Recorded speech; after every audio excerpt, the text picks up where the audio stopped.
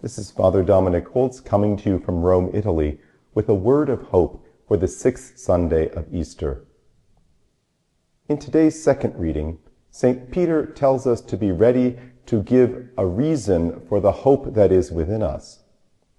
And when we hear that, we might think at least one of two things, both of which might make most of us uncomfortable. We might think he means that what we need to do is to be ready to just go talking to anyone, whether they asked us or not, about our faith, to go around witnessing to people about the faith we have within us. And although there are some Christians who have the zeal to do that, most of us probably don't want to go up to total strangers at the bus stop, the train station, at work, and talk about our faith. We might, on the other hand, think that what Peter has in mind is that we need to be equipped to be apologists. We need to know how to argue for the faith, how to defend it against criticisms, how to explain why it makes sense, and perhaps even convince people to come to embrace the faith. Now, both of these have their own place in the Christian life, witnessing and apologetics, but neither of those is what St. Peter is talking about in his letter.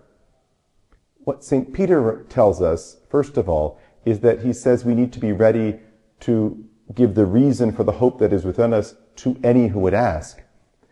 What Peter is telling us is about responding to questions, and the fundamental question, why are you a Christian? And in response to that, I don't think he means providing apologetics. He's not asking or even expecting us to convince the other person to become a Christian, however wonderful that might be. What Peter is telling us to do is to be ready in confidence, but with patience and mildness, to share with people the reason for our hope.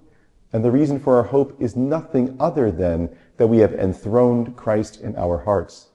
That Christ, the living Christ, Christ who died and rose again and ascended into glory and will come again, he is enthroned in our hearts. And more than that, we have within us the Spirit of truth, the advocate that was sent by the Father to be with us forever, the Spirit who reveals to us all truth, who lets us see the Son who is exalted, even though the world cannot see him. This is the reason for our hope. We hope as Christians because God dwells within us.